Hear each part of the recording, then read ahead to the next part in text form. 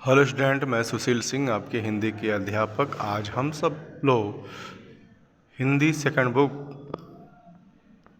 वर्तिका के chapter number 10 अव्यय chapter का अध्ययन करेंगे और इसको अच्छे से समझने का प्रयास करेंगे। बात आती है अव्यय किसे कहते हैं या अव्यय की परिभाषा। जिन शब्दों में बॉक्स में देखिए, जो ग्रीन बॉक्स में लिखा गया है वाक्य, जिन शब्दों में काल, वचन, लिंग या कारक के कारण किसी प्रकार का परिवर्तन नहीं होता, मतलब कोई वाक्य लिखा गया है उसमें काल मतलब समय, वचन मतलब एक वचन बहुवचन, लिंग पुल्लिंग या स्त्रीलिंग, कारक जैसे कर्ता कारक, कर्म कारक, कर्ण कारक, संप्रदान कारक, ऐसे करके और भी हैं। किसी प्रकार का कोई परिवर्तन, तो कोई बदलाव उस वाक्य में, उस सेंटेंस में किसी प्रकार का कोई परिवर्तन नहीं होता, उन्हें अव्यय या अविकारी शब्द कहते हैं। अव्यय को ही अविकारी शब्द कहते हैं। अव्यय शब्द सदा एक जैसे रहते हैं, मतलब जो सब अव्यय शब्द होते हैं उनमें कोई परिवर्तन नहीं होता है, उनके शब्दों में कोई चेंजिंग नहीं होता। भले ही जो सेंटेंस आप किसी भी काल में लिखा जाए, किसी भी वचन में लिखा जाए, वह जो शब्द होता है वह स्त्रीलिंग हो या पुल्लिंग हो, सबके लिए एक समान प्रयोग किए जाते हैं, उनमें कोई चेंजिंग नहीं होता है। चलिए इसके भेद के बारे में जानने का प्रयास करते हैं। अव्यय के भेद, काइंड्स ऑफ इंडिक्लिनेबल्स। अव्यय के 4 भेद होते हैं। जैसे कि आप देख रहे हैं, अव्यय के 4 भेद होते हैं। कौन कौन? क्रिया विशेषण, संबंध बोधक और समुच्चय बोधक। समुच्चय बोधक को योजक भी कहते हैं। चौथा आपका विस्मयादि बोधक। फर्स्ट समझते हैं आप क्रिया विशेषण।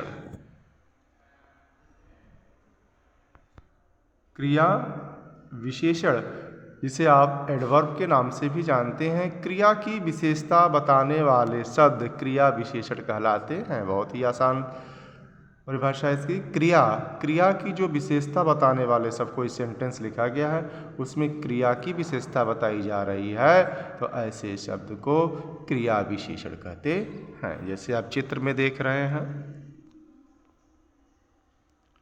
पहला चित्र है खरगोश तेज दौड़ता है।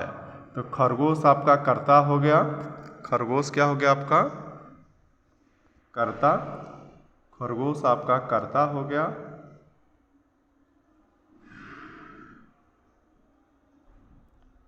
खरगोश आपका कर्ता और दौड़ता है, यह क्या हो गया? क्रिया। लेकिन बीच में आप देख रहे हैं लिखा है तेज दौड़ता है, तो यह क्रिया से ठीक पहले आया हुआ है। तेज दौड़ता है, तो दौड़ता है या दौड़ना का यह विशेषता बता रहा है। कैसा दौड़ता खरगोश, कैसा दौड़ता है? तेज दौड़ता है। तो तेज क्या हो गया आपका? क्रिया विशेषण हो गया। उधर चारू उधर जा रही है। चारू कहाँ जा रही है? उधर। क्या लगाकर प्रश्न पूछा जा रहा है, तो क्रिया विशेषण का पता चला। खरगोश दौड़ता है, उसमें तेज आपका क्या हो जाएगा? क्रिया विशेषण हो गया। हाथी धीरे धीरे चलता है, तो धीरे धीरे क्या हो गया आपका? क्रिया विशेषण हो गया। आगे लिखा है, नेक्स्ट लाइन देखिए, पहले वाक्य में तेज शब्द दौड़ता है, क्रिया की विशेषता बता रहा है। दूसरे वाक्य में उधर शब्द तीसरे में है जा रही है, क्रिया के स्थान संबंधी विशेषता बता रहा। मतलब ऊपर देखिए तेज, उधर, धीरे धीरे, ये सभी आपके क्या हैं? क्रिया विशेषण शब्द हैं। कौन से शब्द हैं आपके? क्रिया विशेषण शब्द हैं। ऐसे शब्द जो क्रिया की विशेषता बताते हैं उन्हें क्रिया विशेषण कहते हैं। सेकंड है आपका संबंध बोधक अव्यय। सेकंड देखिए, संबंध बोधक अव्यय जिसे प्रीपोजिशन कहते हैं। क्या कहते हैं? प्रीपोजिशन कहते हैं। जो अव्यय शब्द वाक्य में आए संज्ञा या सर्वनाम। संज्ञा आप जानते ही हैं, संज्ञा को इंग्लिश में नाउन कहते हैं और सर्वनाम को प्रोनाउन के नाम से जानते हैं। जो अव्यय शब्द वाक्य में आए संज्ञा या सर्वनाम के बाद आकर उसका संबंध, उसका रिलेशन दूसरे पदों से प्रकट करते हैं उन्हें संबंध बोधक अव्यय कहते हैं। जैसे आप एग्जाम्पल से समझिए, मेज के पास कुर्सी है। मेज और कुर्सी दोनों क्या है? या तो संज्ञा होंगे या तो सर्वनाम होंगे। मेज और कुर्सी क्या है? दोनों आपके संज्ञा शब्द ही हैं। तो मेज के पास कुर्सी है, तो इसमें क्या हो गया? जो एक पद जो है दूसरे पद के साथ उसका संबंध स्थापित कर रहा है। संबंध मतलब जो मेज है वो किसके पास है? कुर्सी के पास है। या मेज के पास क्या है? कुर्सी है। तो बीच में क्या लिखा है? के पास। जो आपका के पास शब्द लिखा गया है, यह आपका के पास, यह आपका क्या हो जाएगा? यह आपका हो जाएगा प्रीपोजिशन। ठीक है। सेकंड देखिए, राइट साइड में जो चित्र बना हुआ है, राजा भिखारी को कपड़े देता है। राजा किसको कपड़े देता है या दे रहा है? भिखारी को। तो यहाँ पर आपका प्रीपोजिशन क्या हो गया? को हो गया। ठीक है। अगले पेज पर आइए। पहले वाक्य में के पास मतलब मेज के बाद आया है तथा मेज का संबंध कुर्सी से प्रकट कर रहा है। देख लीजिए दोबारा, मेज के पास कुर्सी है तो यही लिखा गया। पहले वाक्य में जो के पास लिखा है, के पास, वो मेज के बाद आया तथा मेज का संबंध कुर्सी से, मतलब मेज का संबंध कुर्सी से प्रकट किया जा रहा है। और दूसरे वाक्य में को भिखारी के बाद आया तथा भिखारी का संबंध कपड़े से दिखा रहा है। इसमें क्या लिखा है?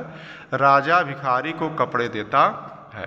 संबंध बोधक अव्यय के अन्य उदाहरण देखिए। यहाँ पर संबंध बोधक अव्यय के अन्य उदाहरण, फर्स्ट है, सीता के घर के सामने गीता का घर है। रोहन के पास सुंदर सी घड़ी है। तो पहले में सीता के घर के सामने गीता का घर है। तो के सामने पहले वाक्य में देखिए कौन कौन सा आपका है प्रीपोजिशन है। यहाँ पर के सामने और का, ये दोनों प्रीपोजिशन है।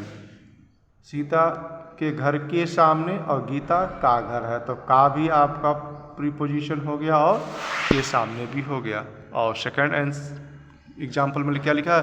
रोहन के पास सुंदर सी घड़ी है, तो के पास आपका क्या हो जाएगा? संबंध बोधक अव्यय हो जाएगा। तीसरा आपका समुच्चय बोधक अव्यय, जिसे आप कंजक्शन कहते हैं। जो अव्यय दो शब्दों, वाक्यांशों अथवा वाक्यों को जोड़ने का कार्य करते हैं उन्हें समुच्चय बोधक अव्यय कहते हैं। मतलब जो कंजक्शन होता है यह दो शब्दों को आपस में जोड़ता है या दो वाक्यों को आपस में जोड़ने का कार्य करता है। जैसे एग्जाम्पल से देखिए, फर्स्ट है, रवि और रितेश घर जा रहे हैं। तो रवि और रितेश को आपस में जोड़ने का काम कौन कर रहा है? और कर रहा है। रवि और रितेश घर जा रहे हैं। तो और शब्द क्या हो गया? आपका कंजक्शन हो गया। क्या हो गया? कंजक्शन हो गया। सेकंड है, अपनी हिंदी की पुस्तक पढ़ो अथवा सो जाओ। तो अपनी हिंदी की पुस्तक पढ़ो, यह एक वाक्य हो गया। दूसरा हो गया आपका सो जाओ। तो दोनों को आपस में जोड़, दोनों वाक्यांशों को आपस में जोड़ने का काम कौन कर रहा है? अथवा। ठीक है। तो अथवा आपका क्या हो जाएगा? कंजक्शन शब्द हो जाएगा। पहले वाक्य में और शब्द, दो शब्दों को, किन किन शब्दों को? रवि और रितेश को जोड़ने का कार्य कर रहा था। तो दूसरे वाक्य में जो अथवा लिखा है, सेकंड एग्जाम्पल देखिएगा, अथवा शब्द दो वाक्यांशों को जोड़ने का कार्य कर रहा है। कौन कौन से वाक्यांश?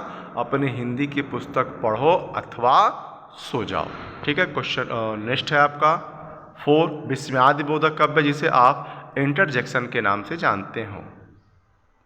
जो अव्यय शब्द हर्ष, हर्ष मतलब होता है खुशी, उल्लास, शोक, घृणा, भय, क्रोध, लज्जा, खुशी आदि के भावों को प्रकट करते हैं उन्हें विस्मयादि बोधक अव्यय कहते हैं, जिसे इंटरजेक्शन के नाम से आप जानते हैं। पहला एग्जाम्पल देखिए, वाह तुम मैच जीत गए। वाह के बाद देखिए संबोधन का चिन्ह लगा हुआ है ना, विस्मयादि बोधक चिन्ह लगा हुआ है। तो इसकी पहचान यही है, जब ऐसे चिन्ह का प्रयोग हो, विस्मयादि बोधक चिन्ह प्रयोग किए जाते हैं, तो यह विस्मयादि बोधक अव्यय कहलाते हैं। वाह तुम मैच जीत गए। सेकंड है, हे भगवान कैसा अन्याय है। तो इसमें भी संबोधन चिन्ह का प्रयोग हुआ। तो इसको पहचानने का सबसे आसान तरीका है, आप संबोधन चिन्ह, जो आपका संबोधन चिन्ह कैसे लगा हुआ, देखिए वाह के बाद एक चिन्ह लगा हुआ ना, और सेकंड एग्जाम्पल हे भगवान के बाद एक चिन्ह लगा हुआ है, लगा होगा नहीं, जो आप विराम चिन्ह में होता है ना, विराम चिन्ह पढ़ाए हैं, तो उसमें देखो पूर्ण विराम, अर्ध विराम, अल्प विराम, उसी तरह आपका यह संबोधन का चिन्ह है। तो यह अगर है किसी भी सेंटेंस में तो आप कहेंगे यह विस्मयादिबोधक अव्यय है। यहाँ पहले वाक्य में हर्ष तथा दूसरे वाक्य में विवशता के भाव का बोध हो रहा है। शिक्षक ने दिया। अब तक आपने सीखा, हमने क्या क्या सीखा है, लिंग, वचन और कारक के कारण परिवर्तन न होने वाले शब्द अव्यय या अविकारी शब्द कहते हैं। अव्यय अविकारी शब्द ऐसे शब्द होते हैं जिनमें लिंग, वचन, काल और कारक के कारण भी किसी प्रकार का कोई परिवर्तन नहीं होता, कोई चेंजिंग नहीं करते। जैसे आपके बीच में आया था ना, अथवा, के, पास, इसमें कोई चेंजिंग नहीं होता है। सेकंड देखिए, अव्यय 4 प्रकार के होते हैं। अव्यय के कितने भेद होते हैं, अव्यय के 4 भेद होते हैं। कौन कौन, क्रिया विशेषण अव्यय, संबंध बोधक अव्यय, समुच्चय बोधक अव्यय और विस्मयादि बोधक अव्यय। अब इसे एक्सरसाइज को हम लोग देख लेते हैं। पार्ट 10 अव्यय जो हम लोगों ने पढ़ा, उसके बुक एक्सरसाइज है। कुछ आपके MCQ क्वेश्चन दिए गए हैं। देखिए फर्स्ट दिया है क, अव्यय को डॉट डॉट डॉट शब्द भी कहते हैं। तो 3 ऑप्शन दिया गया है, विकारी, अविकारी और सार्थक। तो आंसर क्या हो गया, अभी हम लोगों ने पढ़ा था, अव्यय को अविकारी शब्द भी कहते हैं। अविकारी शब्द या अव्यय शब्द क्या होते हैं, जिनमें लिंग, वचन, कारक आदि के कारण कोई परिवर्तन नहीं होता, वह अव्यय शब्द कहलाते हैं। ख देखिए, अव्यय के कितने भेद होते हैं, 4 भेद होते हैं। कौन कौन, अभी हम लोगों ने पढ़ा है, क्रिया विशेषण, संबंध बोधक, समुच्चय बोधक और विस्मयादि बोधक। ख है आपका, हो गया ख। ग, क्रिया की विशेषता बताने वाले शब्द क्या कहलाते हैं, हम लोगों ने स्टार्टिंग में ही पढ़ा है, जो शब्द क्रिया की विशेषता बताते हैं उन्हें क्रिया विशेषण कहते हैं। तो ऑप्शन आपका राइट हो जाएगा। ग है, घ से घड़ी, घ, इनमें से संबंध बोधक अव्यय कौन सा है, और लिखा है पास। पास के आगे आप के पास लिख दीजिएगा, पूरा सेंटेंस सही होने के लिए के पास होगा। ब है तेज, स है और, तो संबंध बोधक अव्यय क्या हो जाएगा आपका, के पास। जैसे आप बुक में शुरू में देख लीजिए, संबंध बोधक अव्यय कहाँ लिखा गया है, देखिए संबंध बोधक अव्यय सेकंड देखिए क्या लिखा है, जो अव्यय शब्द वाक्य में आए संज्ञा स्वनाम के बाद आकर उसका संबंध दूसरे पदों से प्रकट करते उन्हें संबंध बोधक अव्यय कहते। जैसे मेज के पास कुर्सी है, के पास को, ये सब आपके संबंध बोधक अव्यय है। या सामने, के पास, के सामने, ये सब है। क्वेश्चन नंबर आपका सेकंड है, निम्नलिखित वाक्यों में क्रिया विशेषण शब्द छांटकर लिखिए। राधा यहाँ बैठी है, तो क्रिया विशेषण हम लोगों ने पढ़ा था ना, क्रिया से ठीक पहले आती है। जो शब्द क्रिया की विशेषता बताते हैं उन्हें क्रिया विशेषण कहते हैं। तो देखिए राधा यहाँ बैठी है, तो यहाँ क्या हो गया आपका, क्रिया विशेषण हो गया। सोहन अभी आया है, तो आया है, आया आपका क्रिया हो गया, क्रिया से ठीक पहले अभी आया है, तो ये आपका क्रिया विशेषण हो गया, मतलब विशेषण की विशेषता बता रहा है तो अभी हो जाएगा। चीता तेज दौड़ता है, तो तेज आपका क्रिया विशेषण हो जाएगा। रीता बहुत रोई, तो बहुत आपका क्या हो जाएगा, क्रिया विशेषण शब्द हो जाएगा।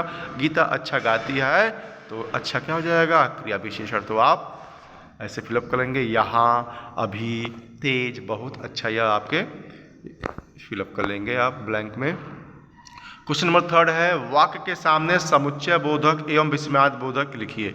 यहाँ पर जो आपका यह एग्जाम्पल नहीं, जो क्वेश्चन लिखा गया है, क, मैं अपने माता और पिता के साथ बाजार जाऊंगा। तो माता और पिता के बीच में क्या लिखा, और शब्द लिखा है, तो यह क्या है आपका समुच्चय बोधक है। शाबाश तुम कक्षा में प्रथम आए, तो विस्मयादि बोधक शब्द है। छी तुम्हारे हाथ गंदे हैं, तो क्या है, विस्मयादि बोधक लिखेंगे। उफ इतनी गर्मी है, ये भी विस्मयादि बोधक है। बनवारी धनी है किंतु कंजूस है, तो किंतु शब्द क्या है आपका समुच्चय बोधक। ऐसे आप बुक में राइट कर लेंगे। नेक्स्ट क्वेश्चन है क्वेश्चन नंबर 4, निम्नलिखित वाक्यों में संबंध बोधक अव्यय छांटकर लिखिए। सेंटेंस क्या लिखा, क देखिए, राम के घर के सामने श्याम का घर है। जितने भी संबंध बोधक अव्यय हैं, के सामने, का, देखिए शब्दों के नीचे हमने अंडरलाइन किया हुआ उसी को आप राइट साइड ब्लैंक में खाली स्थान में लिख देंगे। राजू के पीछे हर्ष खड़ा है तो के पीछे, मदन के बाद श्याम गया तो के बाद फिलअप कर देंगे। घर के बाहर कौन खड़ा है तो के बाहर, के ऊपर, लास्ट वाला क्या लिखा के ऊपर, इसको राइट कर देंगे। क्वेश्चन नंबर 6 है। क्वेश्चन नंबर 5 आपका क्वेश्चन आंसर है, इसको हम नेक्स्ट वीडियो में कराएंगे। क्वेश्चन नंबर 6 है क्या पूछा है क्वेश्चन में, सही क्रिया विशेषण छांटकर, सही क्रिया विशेषण छांटकर खाली जगह भरिए। बॉक्स में देखिए क्या लिखा है, वहाँ, जल्दी, अचानक, तेज, अभी अभी। तो मोहन डॉट डॉट डॉट आया है तो क्या होगा, मोहन अभी अभी आया है। क में सुबह जल्दी उठा करो। ग में क्या फिलअप होगा, अचानक, ट्रेन अचानक रुक गई। घ में घोड़ा तेज दौड़ता है। अंग में क्या होगा, मैं वहाँ बैठूंगा। ठीक है, इसको अच्छे से एक बार में समझ में आए तो 2 बार में, 3 बार में इस वीडियो को आप प्ले करके देखिएगा और अच्छे से समझने का प्रयास कीजिएगा। आज के लिए बस इतना ही। Thank you class, thank you बच्चों।